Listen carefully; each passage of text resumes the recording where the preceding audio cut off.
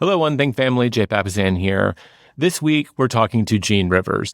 Gene is not only one of my friends, but he's also a business associate, and he's been living the one thing for over a decade. He was one of our top instructors. We would send him into Fortune 50 companies all over North America to teach the concepts in this book, because not only is he a great instructor, he's living them at a high level. So this episode is less about what specific lessons from the one thing are we going to learn. I think we get to learn from hearing about the life of one of our practice leaders, Gene Rivers, someone who lives this book at a high level in business and in life, and hearing how he's dealt with the challenges that he's faced in his career. Just as a tiny little tease, he survived a horrible hurricane, 36 hours. He's in his house with his family for over 10 hours. He's in the bathroom in the eye of the hurricane with his family, and they survived, but they lost everything in the process. They had to rebuild. How would you face a challenge like that? How does someone who lives the one thing face a challenge like that? Well, one thing, they get into action.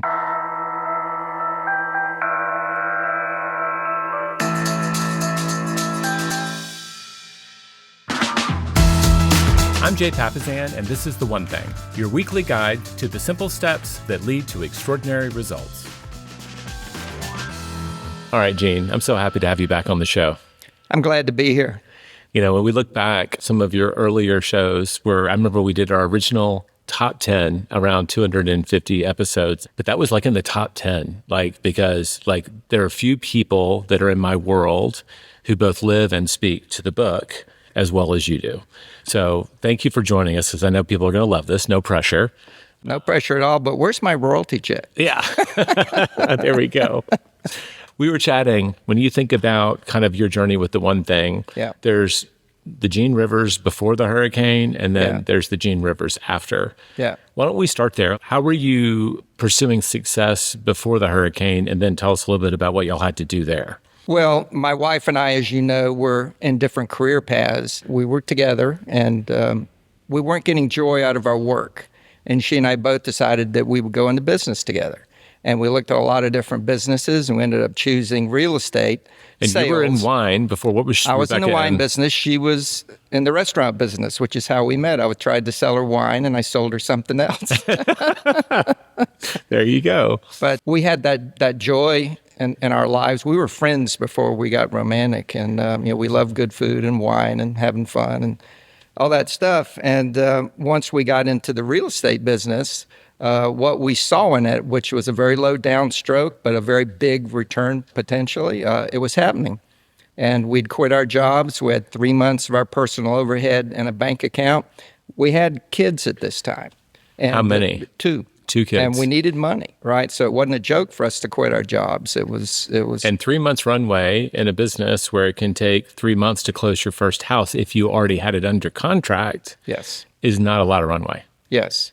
But we did some work. We both had business backgrounds, and we did some research, and we felt most agents really didn't treat it like a business, and that we could be successful in it. So we got into it, and we got it rolling, and the first year we made money. Well, actually, we made money the first 90 days, so we were putting money back into that bank account. And from that point on, I have been getting a paycheck out of an entity. I've never gotten a big commission check. Commission checks have gone into a different entity. That's another discussion, but we learned to live on money and then reinvested in our business. In our fourth year, we were doing really well. We hired an assistant, and it wasn't known to be legal in Florida, so my broker was scared of it, and it went to the Attorney General in the state of Florida. Wow. This is way back, 34 years ago, and they didn't have teams, and nobody knew how to deal with it. It's hard to think about that, but when we think about real estate sales is in professional services, with CPAs and attorneys, you have to be licensed. Yep. So the idea that you would have someone unlicensed helping you out just confused everybody back then. But anyway, we were doing really well. We were making money, and we were spending money. Okay. And like a lot of real estate agents, we were making more money than we ever made. And when you're making money and more money and more money, and it's more than you've ever made, there's a feeling like, wow, we've got this figured out. This is great. And we were also creating a lot of debt. So we had 2 new cars that had loans. We bought a 3-level home down in this was all in Miami, Florida, in South Dade County, right by the water. And Hurricane Andrew in the history books hit Homestead, Florida, which it did and destroyed it. But that's inland. And we lived on the ocean between Homestead and where the hurricane came. So it hit you first. It is dead on. And we had the eye over our house for about 14 hours. And the whole thing lasted 36 hours. And were you there in your home when we this were was in happening? the home. Oh, and my we ended goodness, up, with your children. we were wrapped up in the master bathroom in mattresses, which was on the second level. And the third level was completely ripped off. All the roof, everything was destroyed. And you go to the second level just because the first level is probably going to flood. Well, that's what they tell you. Get into your master bathtub and wrap yourself up with a mattress. And Okay. that's what we did. Yeah. Wow. Okay. Yeah. So the top of your house is gone. Y'all weather the storm. Well, yeah, the home was destroyed. Everything in the home was destroyed. You know, the things that you miss the most is the drawings your kids gave you, their first drawing, you know, pictures, things like that. It wasn't the furniture. It was losing all of the personal stuff that was so hard. And my wife and I moved up to Tallahassee, Florida, and we were trying to figure out what we were going to do, but we had to get away from there. I'm from there. My parents were there, and they said, come up here and hang out and figure out what you're going to do. Tallahassee. Yeah, and that's what we did. And we started nosing around in the real estate market there, and we were looking at different markets as far away as Denver, and we realized that town was very, very old school, and it was very broker-centric. There was no agent with a brand known in the marketplace to speak of. Mm-hmm. There were people who were well-known, but they weren't brand building themselves. So we did a plan, and we relaunched our business there, and we had a very different focus. And you asked about the hurricane. Yeah, the before and after. Yeah. Because I've only known you after. The Yeah, Gene yeah, Rivers yeah, that knows exactly clarity, right, about what's important. Yeah. Well, what we realized was that there's some universal truths about the business that we think it'll work anywhere, and we believe that. But we knew we had a lot of ground to cover because it took 9 months to get the insurance company to pay off the mortgage on the house. We were still making payments on the house. And it took 3 months with one of the cars. And my wife, Rebecca, she's very fierce about a few things. And one of those is our credit's going to stay intact. So we kept making those payments. So instead of moving out of the garage faster, we lived in a garage. You lived in your parents' garage? Yeah, my parents' garage. With 2 kids? Yeah, and instead of moving out sooner, we stayed later because we wanted to get to the point where we could hire someone and really attack the market. And our goal was to get to 150 units a year. And we knew if we were making that kind of money, we could fix everything. Had you been doing 150 in Miami in your 4th year? No, we'd hired an assistant, like I said, and we were at about 60, and we were aiming to get to 100 one day. But so you set a new target in your reset that was 200% bigger than your previous high. Yeah. Was that just because the market was different, or y'all just like, no, we're just going to be really patient this time? Well, no, it wasn't patient. It wasn't patient. We wanted to hit 150 as soon as we could hit it. Okay. And, when you think about it, if you were opening a restaurant, you wouldn't say, well, let's sell about 5 or 6 meals this week, and maybe next week we'll do 8 or 10. You'd want to sell hundreds right away. You want to turn every table 3 times. Right away. Yeah. And that was our mindset. And we were extremely impatient. Okay. And we both shared that. So we worked very hard, and we built a team. And after our second year, we were number 1 in the market, and nobody knew who we were. So was it what was the singular thing, for the one thing perspective? Now you're very clear. You're very clear on where you're going. Yeah. And I'm assuming you were very clear on what you needed to do to get there. And so what was the singular thing that you were focused on to make such, a remarkable 2-year journey to 150? Talk to people. Talk to people. Talk to people. About real estate. About real estate. And it's still true today. Okay. Talk to people. We started our day early in the morning. We went to the busiest gym. And we did the research, and we knew this quadrant of the market areas where we want to focus our business. And we started going to businesses there. We started with the gym early in the morning, and we go to that gym, and we found out there's about 60 regulars at 5 a.m. who were always there prior to going to work.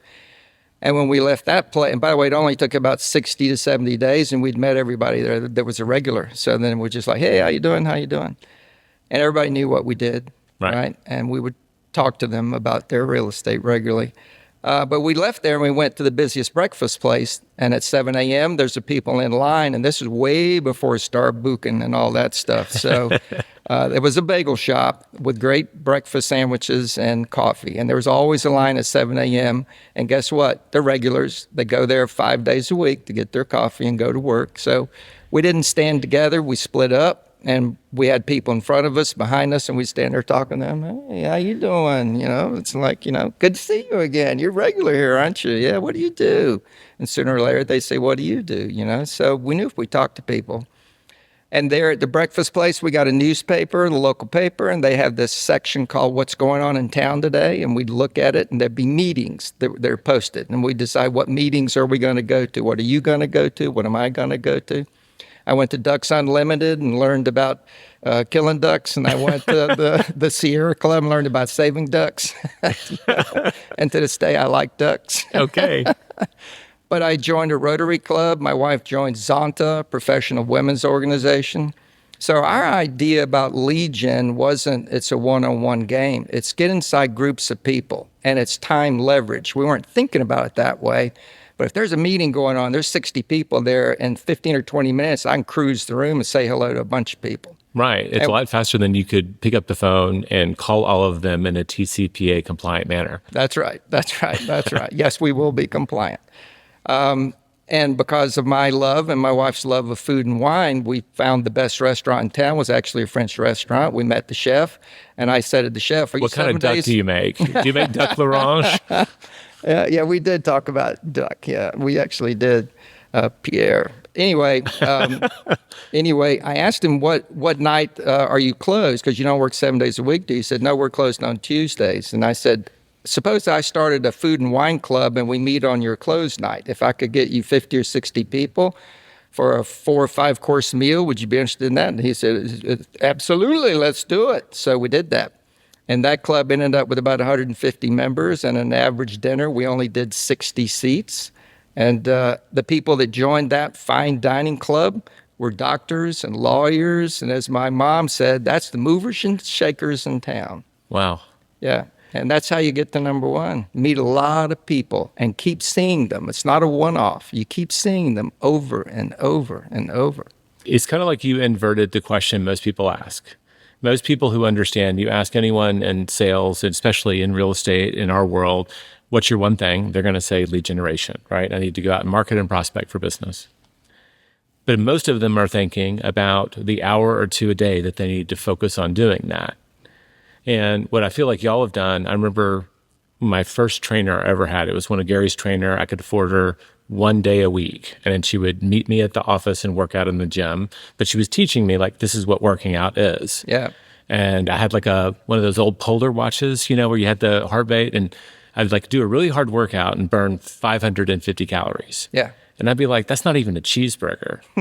And she's like, no, there's like only so much you can do in the gym.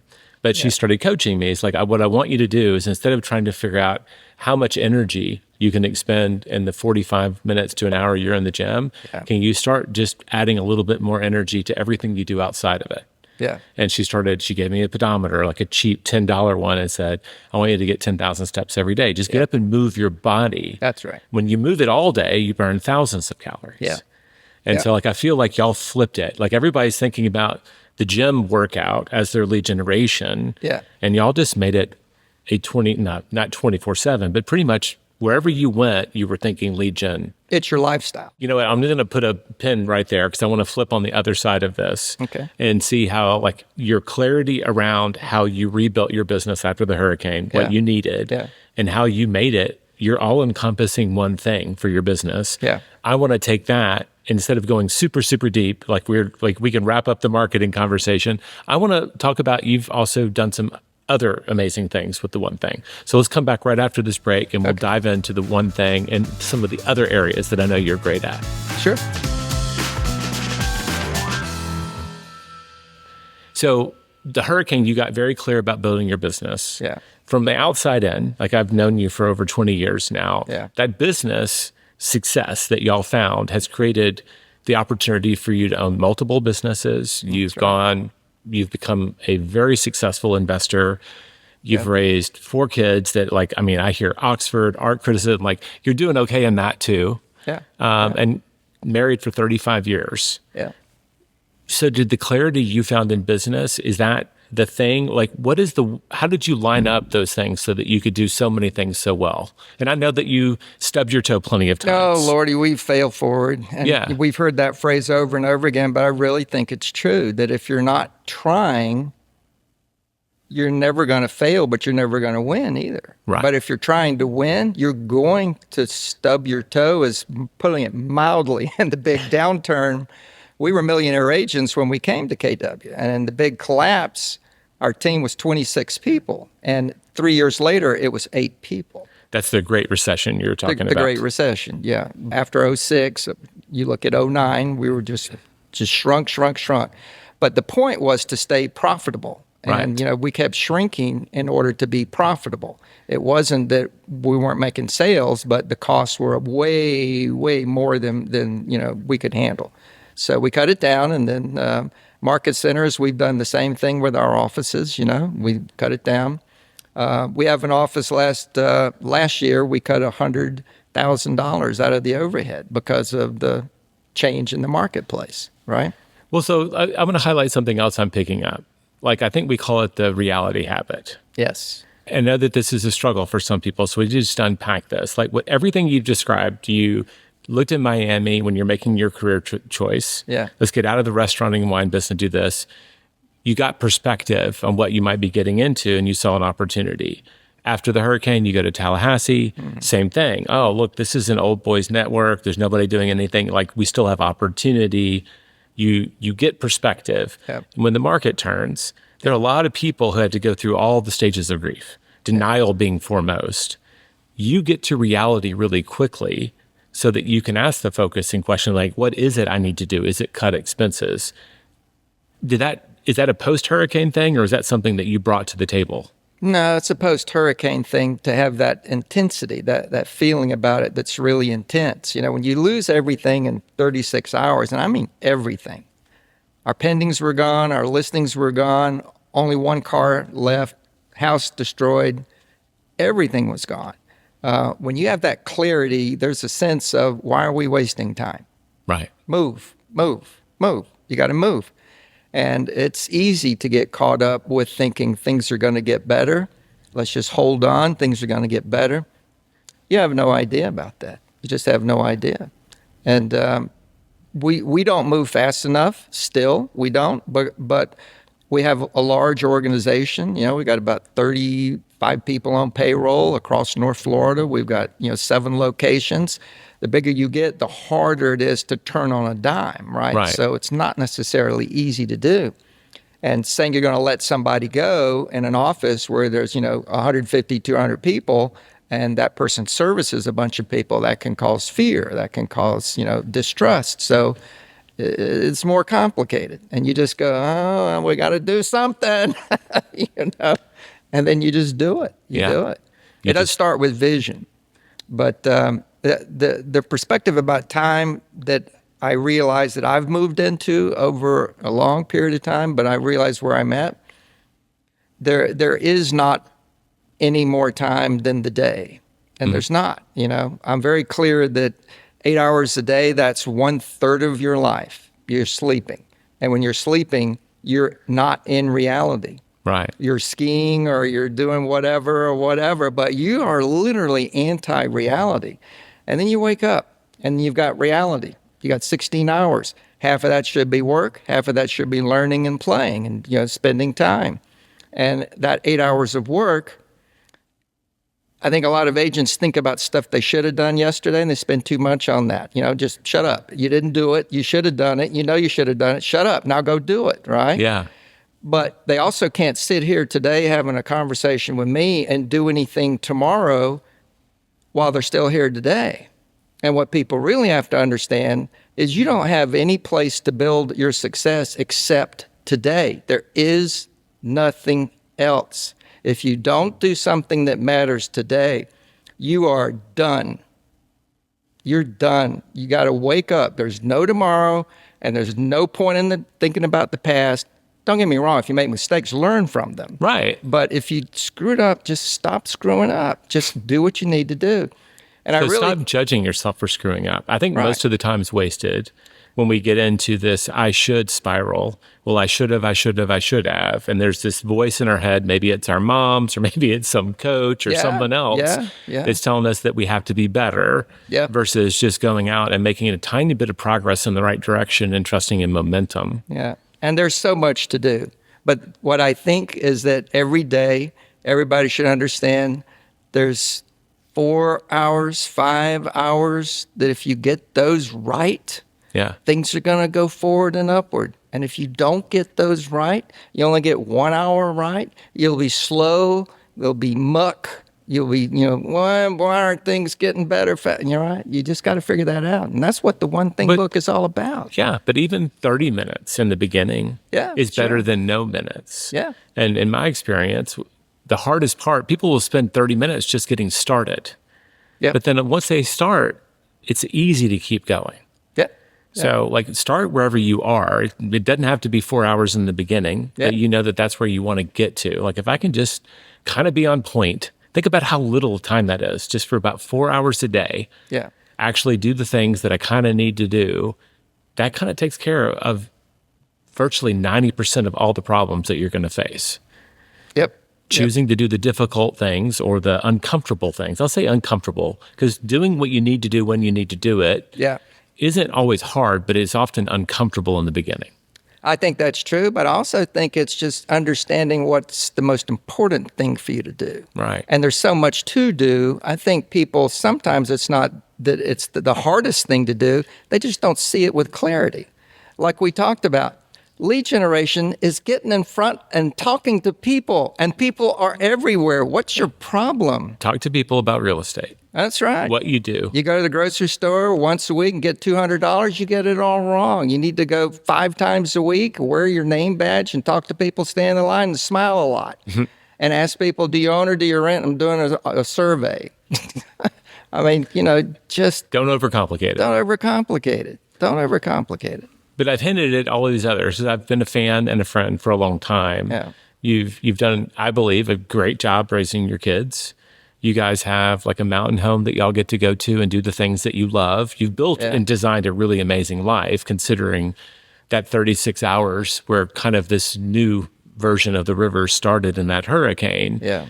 Yeah. What do you think is the one thing when you've done investing, business ownership, the business itself, how does that all come together? Where do you start? Is that like your one thing that kind of makes all of those happen? I think the one thing for Rebecca and I is family. It is our children. It is us too, you know. But if you look at a life worth living, it's going to be about the time you spent with people that you love and care about and sharing experiences.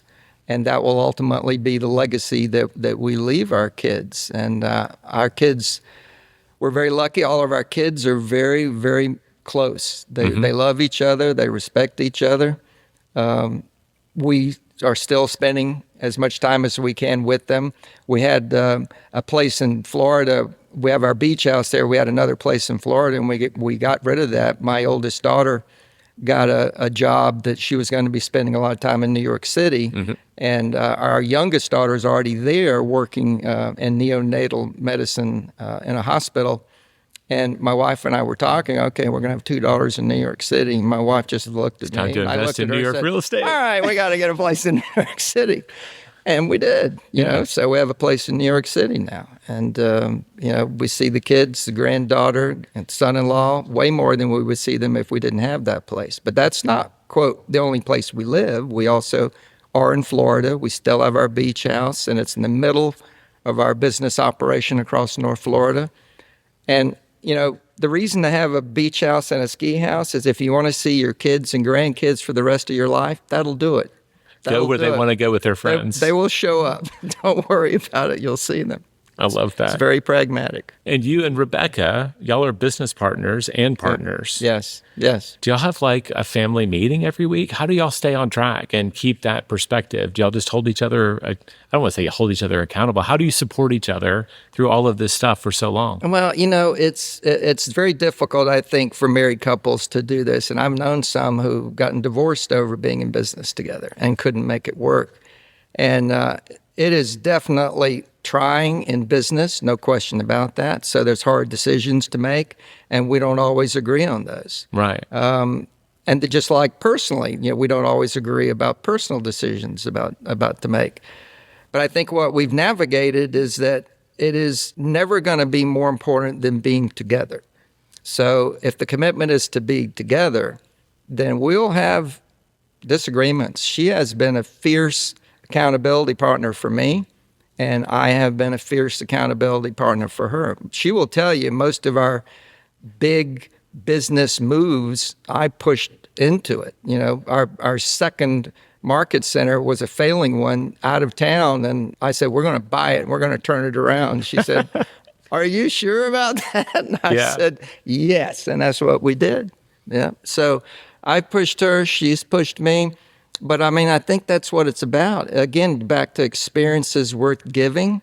The other side of that is worth receiving. Mm-hmm. So I think she and I give and receive experiences to each other that sometimes is very challenging, very difficult sometimes. But that's what growth is about, isn't it?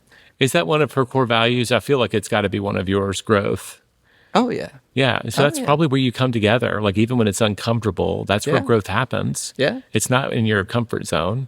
So if you're both aligned around the values of growth and personal growth and you're doing it for your family and kids, you've got purpose pulling you. Yeah. You've got clarity of values and you know who you're in the trenches with. Yeah. Yeah. I love this. And I love, I didn't realize this until we started talking, just how clear-eyed you've made yourself be about the reality of the situation you're in. Because it just gets you through that dance so much faster. Yep. Face reality.